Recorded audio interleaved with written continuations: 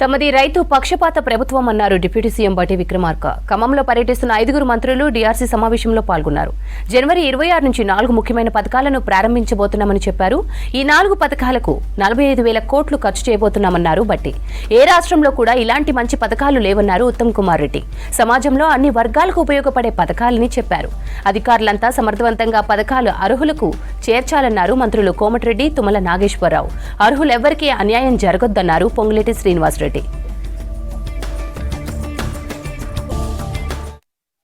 Already ఇప్పటికే రాష్ట్ర ప్రభుత్వం ఈ పథకాలన్నింటినీ అమలు చేయడం కోసం స్పష్టంగా ఇచ్చినటువంటి జియో ప్రకారం జరుగుతున్నాయా లేదో చూడటం కోసం ఆయా గ్రామాల్లో ఇందిరమ్మ కమిటీలు కూడా ఇచ్చారు. మీ అధికారులతో పాటు ఇందిరమ్మ కమిటీలు కూడా ఊరంతా తిరగాల్సింది, వాళ్ళని కూడా ఇన్వాల్వ్ చేసుకుని వెళ్ళాలి. ఫైనల్ గా మీ లిస్ట్ యాజ్ పర్ జియో ప్రకారం ఫైనల్ అయిన తర్వాత అంతా అయిపోయిన తర్వాత ఆ 3 గ్రామాలు గ్రామ సభల్లో కూడా అధికారికంగా మీరు డయాస్ ఏర్పాటు చేయాలి, మైక్ పెట్టాలి. ఆ మైక్ తో పాటు మీరు ఎవరైతే అధికారులు వేశారో వాళ్ళతో పాటు ఆ గ్రామంలో ఉన్న ఇందిరమ్మ కమిటీలు కూడా డయాస్ పెట్టుకుంటారు. స్పష్టంగా మీరు ట్రాన్స్పరెంట్ గా ప్రకటిస్తారు. సరే, ఆ ప్రకటన తర్వాత ఎవరైనా మిస్ అయినటువంటి ఉంటే మీ దృష్టి తీసుకొస్తారు, రెక్టిఫై చేసుకుంటారు. ఫైనల్ గా మీరంతా రెక్టిఫై చేసిన తర్వాత వీటన్నిటి అప్రూవల్ ఎవరు అని అంటే ఆ జిల్లా సంబంధించిన ఇన్ఛార్జ్ మంత్రి గారు వారు అప్రూవ్ ఇస్తారు.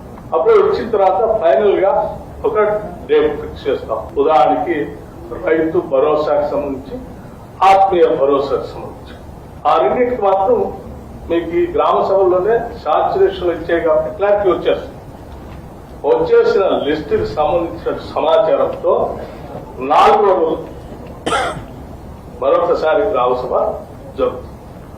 ఆ గ్రామ సభలో శాంక్షన్ చేసి క్లియర్ చేసిన లిస్ట్ ని శాంక్షన్ లెటర్స్ అందరూ రైతు భరోసా పొందేటువంటి రైతులకి, రైతు ఆత్మీయ అంటే ఇందిరమ్మ ఆత్మీయ భరోసా పొందేటువంటి వ్యవసాయ కూలీల కుటుంబాలకు కూడా ఆ సభలో లెటర్లు శాంక్షన్ లెటర్లు అందిస్తారు.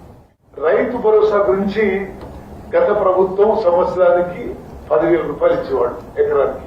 మేము అది 20% పెంచి సంవత్సరానికి 12,000 రూపాయలు చొప్పున ఇచ్చే నిర్ణయం తీసుకొని ముందుకు పోతున్న విషయం నేను మరోమారు గుర్తు చేస్తున్నాను. మరి భూమి లేని వ్యవసాయ కూలీలకి ఈ రోజు తెలంగాణలో మన కాంగ్రెస్ ప్రభుత్వం ప్రవేశపెడుతున్న ఆత్మీయ భరోసా స్కీమ్ ఏకైక స్కీమ్. మొత్తం దేశంలో కూడా ఎక్కడ ఇటువంటి స్కీమ్ లేదు. మరి ఎన్ఆర్ఈజీ కార్డ్స్ ఉండాలి, గత సంవత్సరం 20 రోజులు పనిచేసి ఉండాలి, 1 సెంటు భూమి ఉన్న అర్హత లేదు.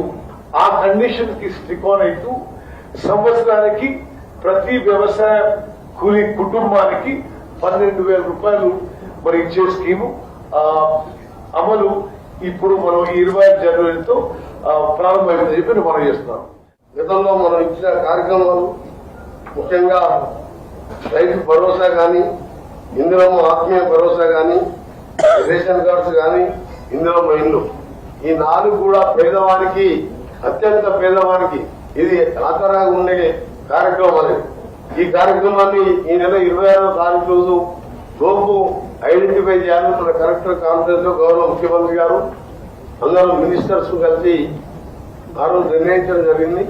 అందులో భాగంగా రాష్ట్ర వ్యాప్తంగా పాత 10 జిల్లాలలో సమావేశాలు ఏర్పాటు చేసుకుని, దిశాదశలు ఏర్పాటు చేసుకుని మీకు కొన్ని సలహాలు ఇస్తూ, అలాగే మా గౌరవ ఎమ్మెల్యేలు, ఎంపీలు వారితో కలిసి సమావేశం నిర్వహించుకొని ఈ కార్యక్రమాలన్నీ కూడా అర్హులైన ప్రతి పేదవానికి చెందాలే, అనర్హులైన వారికి ఎవరికి కూడా ఈ కార్యక్రమం రావడానికి వీలు లేదు.